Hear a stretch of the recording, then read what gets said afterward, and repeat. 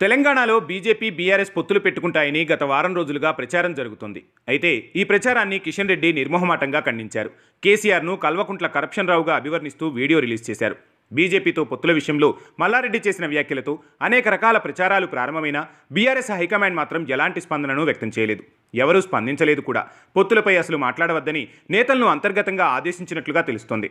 అయితే స్వయంగా కిషన్ రెడ్డి కూడా ఖండించడంతో పాటు కేసీఆర్పై ఆరోపణలు చేయడంతో బీఆర్ఎస్ గట్టిగా రివర్స్ కౌంటర్ ఇస్తుందని అనుకున్నారు.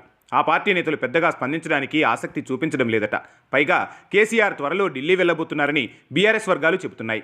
బీజేపీ, బీఆర్ఎస్ పొత్తు ఖాయమంటూ ప్రచారం జరుగుతున్న సమయంలో ఆయన హస్తిన పర్యటనకు సిద్ధం కావడం మరింత హాట్ టాపిక్ అవుతుంది. ఎన్నికల తర్వాత మొదటిసారి కేసీఆర్ ఢిల్లీకి వెళ్లబోతున్నారు. అది లోక్సభ ఎన్నికలకు ముందు కావడంతో ఆయన పర్యటనపై రకరకాల ఊహాగానాలు ఊపందుకున్నాయి.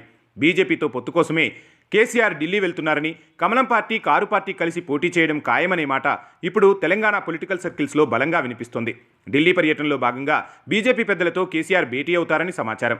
అయితే ఆయన ఎవరితో సమావేశమవుతారు, ఏ అంశాలపై చర్చించబోతున్నారు అన్న విషయాలపై మాత్రం ఇప్పటికీ ఎటువంటి క్లారిటీ రాలేదు.